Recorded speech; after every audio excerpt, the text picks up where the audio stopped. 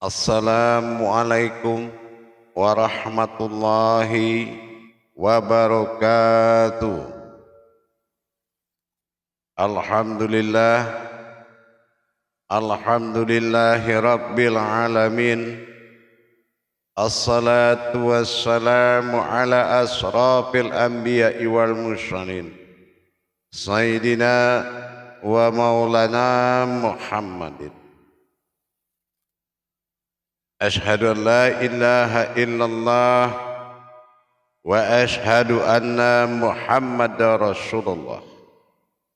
Allahumma sholli ala Sayyidina Muhammadun musyabihil wal ikram ya wal jalila wal ikram.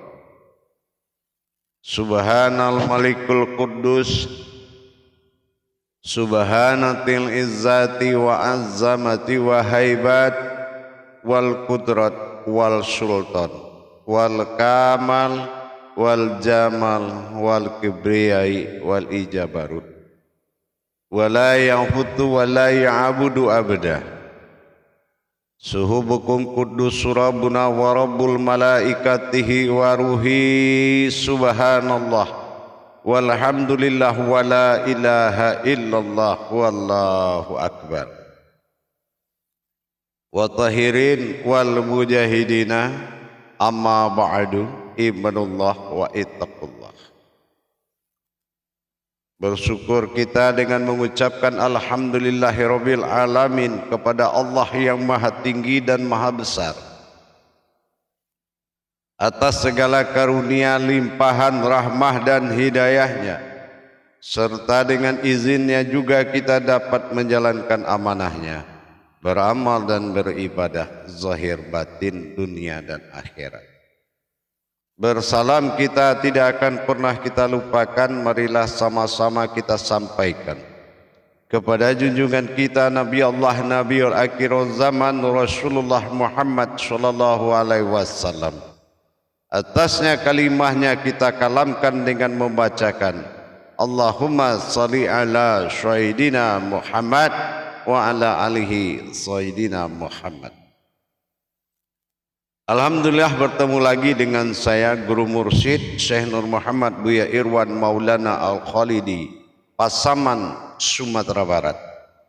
Tentunya dalam rangka meningkatkan iman dan takwa kita kepada Allah, marilah sama-sama kita belajar, kita berbagi dalam rangka wawasan dan ilmu pengetahuan hakikat amal dan ibadah. Alhamdulillah, dalam tayangan YouTube Buya Pasaman Timur yang akan selalu kupas tuntas hakikat dari amal dan ibadah serta rahasia dan makom-makom tajalli menuju tauhid kepada Allah, dalam rangka menetapkan dan mengkukuhkan ketuhanan bagi diri kita, adalah salah satu upaya kerahasiaan tertinggi dalam makom tauhid. Tidak terkukuhkan sifat ketuhanan bagi kita terhadap diri sebuah wujudnya Allah, maka di mana letak ketuhanan bagi seseorang kalau dia tidak paham tentang hakikat terhadap dirinya sendiri? Dalam pertemuan dan kesempatan dan waktu yang sangat kita muliakan ini, saya akan berbagi tentang sesuatu yang harus saya ingatkan kepada kita bersama, yaitu tentang kata maha bagi Allah. Kenapa Allah memiliki kata maha? Maha besar, maha teliti, maha kuat, maha pengasih, maha penyayang. Ini kita, untuk orang yang berilmu, sangat memperhatikan kalam-kalam ini. Mungkin bagi sebuah kebaikan tidak akan memperdulikan satu huruf dalam Al-Quran, tapi bagi sebuah ilmu nilai tertinggi adalah satu huruf dalam Al-Quran yang bisa menjabarkan satu kata menjadi satu ayat menjadi satu surat bisa menjadikan satu kitab. Begitu luasnya dalam satu huruf. Apalagi ada kata maha yang misteri, yang sangat menjadikan tanda tanya apabila kita berpikir. Maha ini dalam kata adalah keesaan. Dengan keesaan yang dimaksud adalah di mana dia menunjukkan ketuhanannya dengan tingkah, perilaku dan perbuatan serta kekuasaan dan kekuatannya. Ini yang dikatakan mahanya. Siapa pelaksana dari kata maha itu tersebut dalam keesaan? Inilah tajalli sifat dan zatnya, menunjukkan ketuhanannya. Ada yang disifat memperkenalkan sifatnya kepada sesuatu. Ada dia menceritakan sesuatu melalui kodratnya. Ada kala dia memperkenalkan dirinya dari segala keadaan dari sebuah wujudnya. Tetapi siapakah keadaan dan wujud itu tersebut? Inilah hayatnya. Inilah ketunggalan, inilah ketuhanannya, di mana dia memperlihatkan kebesarannya, dia memperlihatkan dan memperkenalkan dirinya dalam memperlihatkan ketuhanannya tadi. Inilah keesaan. Siapa keesaan? Inilah kehambaannya. Kehambaannya yang mana?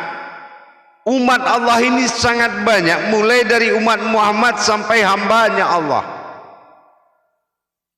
Nah, kalau kita bisa membedakan mana yang dikatakan umat Muhammad, mana yang dikatakan hambanya bagi Allah, inilah yang pernah saya sampaikan. Mana yang dikatakan keesaannya? Keesaannya adalah kehidupan kehambaannya. Dia tuangkan keesaannya, ketuhanannya kepada kehambaan dirinya. Inilah keesaan, yaitu kehambaan dirinya. Kita perlihatkan suatu contoh. Dia ingin memperlihatkan suatu kekuasaannya. Dia jadikan suatu kejadian terhadap seseorang, dan seseorang itu dilindungi dan tidak terjadi apapun dengan keajaiban dan kemustahilan. Maka seseorang itu telah memperlihatkan, Allah telah memperlihatkan ketuhanannya. Bukan orang itu hebat, bukan orang itu memiliki kesaktian, tetapi Allah telah memperkenalkan dirinya kepada sesuatu wujud melalui wujudnya. Itu adalah kehambaan. Mencapai nilai kehambaannya sebagai keesaannya Tuhan Allah. Kenapa tidak dikatakan Allah yang Maha Esa? Kenapa dikatakan Tuhan yang Maha Esa? Karena Tuhan adalah ilah. Ilah ini adalah berasal dari la ilah. La lam alif. La adalah alam, ha aras. Sementara alif sir domahu, hu aku. Nah, inilah keakuannya adalah kehambaan dirinya, ada pada keakuannya. Makanya kalau Allah ditanya, engkau siapa ya Allah? Hamba Allah. Kalau kita tanya lagi sesuatu orang yang kita tidak kenal, engkau siapa? Hamba Allah. Jawabannya sama. Artinya begitulah yang dikatakan keesaannya tadi, bahwasanya yang menjadi sebuah keesaan bertingkah dan bersifatnya dia memperlihatkan kekuasaannya, itu adalah melalui kerahasiaannya, diri yang paling yang dia rahasiakan di antara seluruh diri. Dari diri-diri yang dia jadikan naf-naf yang sangat banyak. Ada nafas, ada nafsahu, ada nafsihi. Sangat banyak diri-diri batin yang dia jadikan. Tapi ada satu diri yang dia sembunyikan. Ini yang dikatakan diri nafs. Inilah yang dikatakan diri rahasia, diri ihsannya, diri rahasianya, insan rahasia, penghulu dari sebuah diri, penghulu dari semua diri. Inilah kehambaan disitulah dia letakkan ketuhanannya tadi. Dia bertingkah pada sifatnya sendiri. Sifatnya adalah wujud kita yang terjadi dari perbuatan dan kekuatannya. Bertemunya bertingkah dengan sifat yang menjadi zat yang terlihat. Inilah wujud kita. Inilah asal usul yang tidak dari bumi dan di langit, tapi di antara keduanya. Allahul ladzi khalaqas samawati wal ardh wa ma bainahuma. Aku jadikan 7 lapis langit dan 7 lapis bumi, tapi barang sesuatu itu ada di antaranya. Siapa di antaranya? Wa ma bainahuma. Aku yang berwujud batinlah yang ada di antara keduanya. Inilah yang dikatakan diri rahasia, diri yang dirahasiakan, wujud dalam bentuk diri rahasia. Ini yang dikatakan dalam diri ada diri, dalam rahasia ada rahasia. Sir, usir. Inilah letak kekuasaan tadi. Disinilah letaknya maha tersebut. Jadi kalau dia berbuat dan bertingkah, dia dengan kekuasaan dan ketuhanannya sama seperti kita melihat seseorang berdiri dalam solat. Kalau dia berdiri di atas nama kehambaannya, maka dia akan menyembah ketuhanannya. Tapi kalau dia berdiri di atas nama ketuhanannya, maka dia minta disembah oleh atas nama keumatannya. Jadi kita belum tahu seseorang itu berdiri dalam solat, apa dia berdiri berhakikat siapa.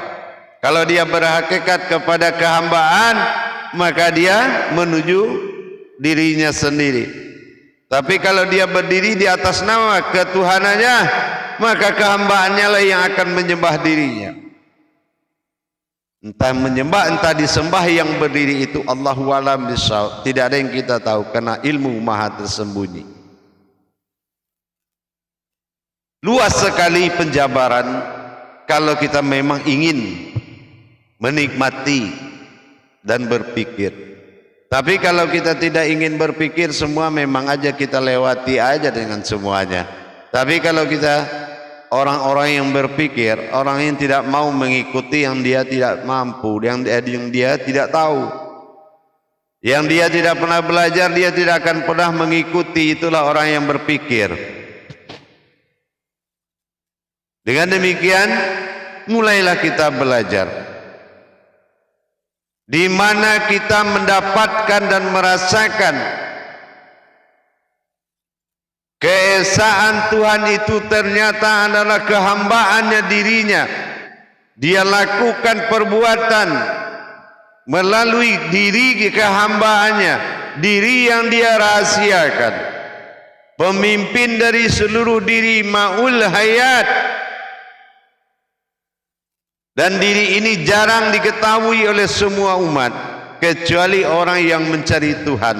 Barulah dia bisa bertemu diri yang dirahasiakan. Yang mana diri itu berasmakan Allah. Makanya Asmaul Husna. Dapat nama, dapat diri. Bukan dapat nama, dapat Tuhan. Yang punya nama Allah itu adalah sewujud diri. Kalau Tuhan tidak Allah namanya. Kalau Tuhan adalah keakuan, kalau Allah adalah asma dari ketuhanannya, beda.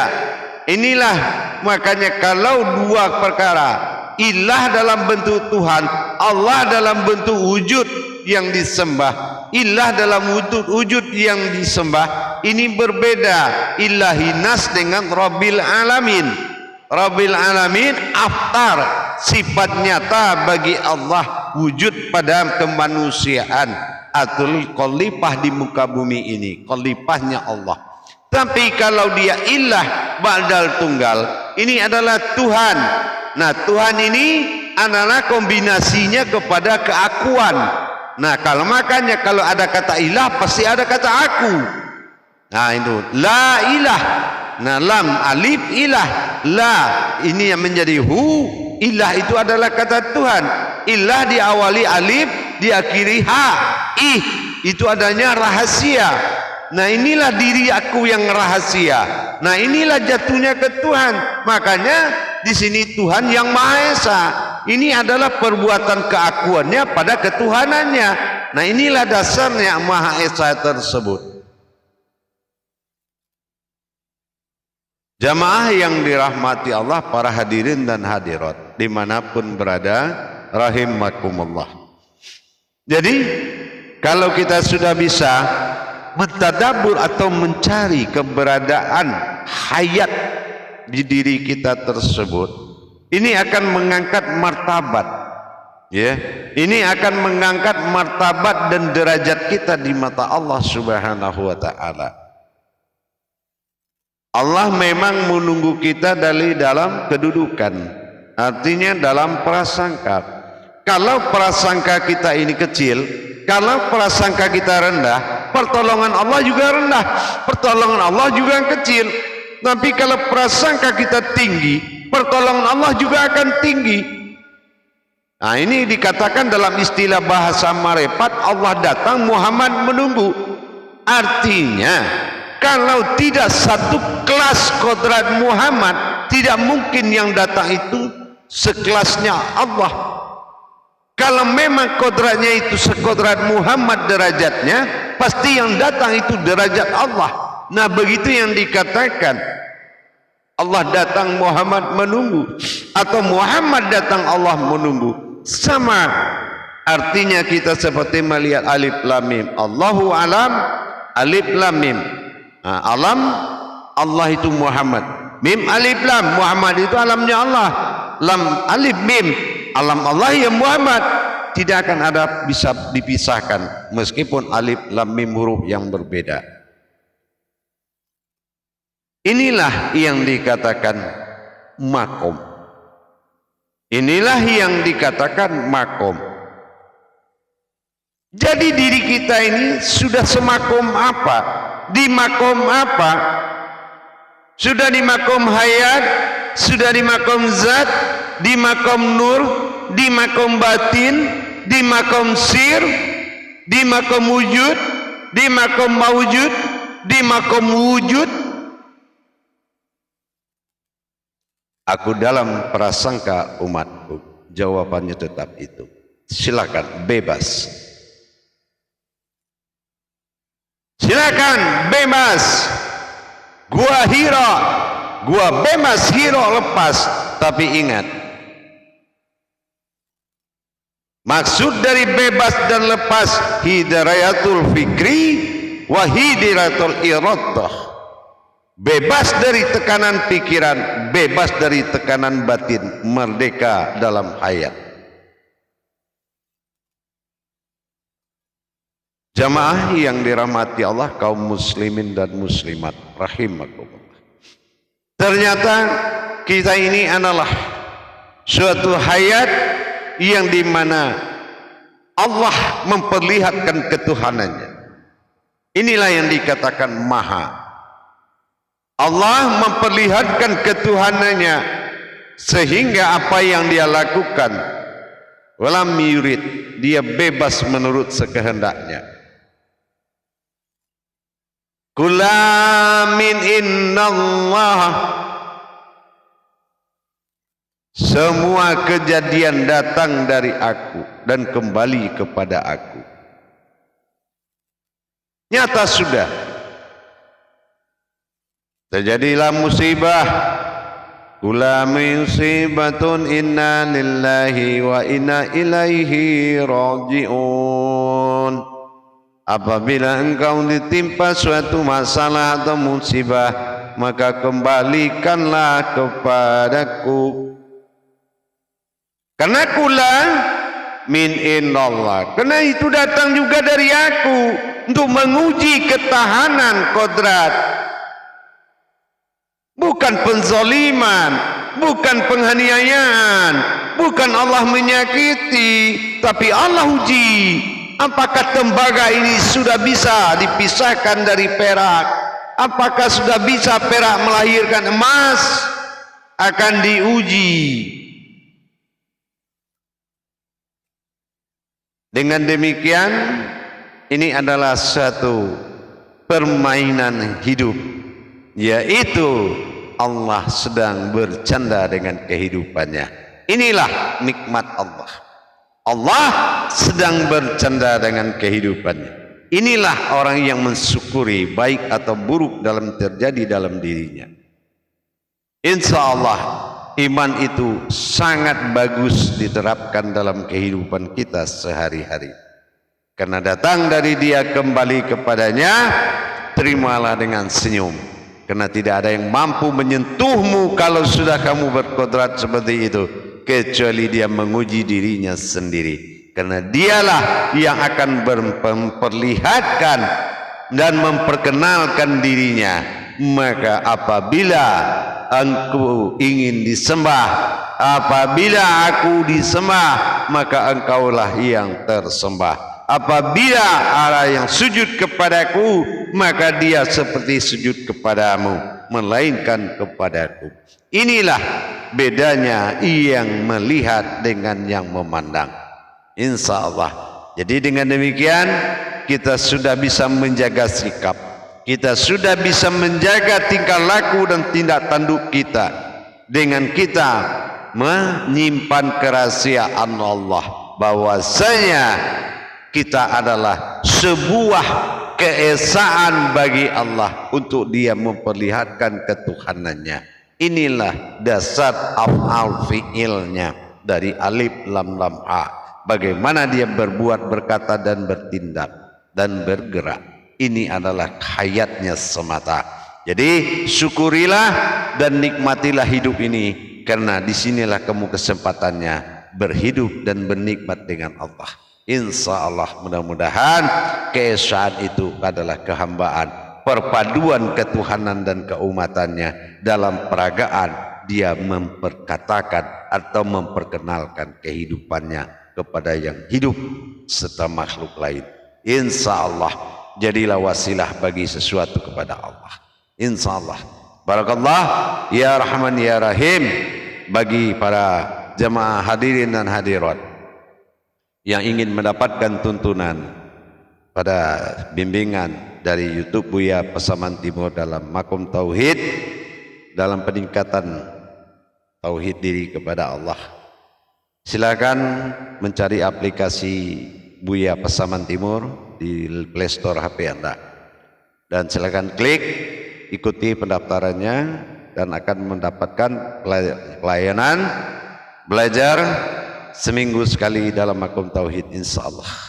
Mudah-mudahan dengan kita selalu bersama-sama belajar, semakin kita pelajari, semakin tinggi derajat rohani kita, semakin dapat kedudukan yang mulia di mata Allah Subhanahu wa taala. Amin ya rabbil alamin. Insyaallah. Akhirul kalam, wabillahi taufiq wal hidayah. Assalamualaikum warahmatullahi wabarakatuh.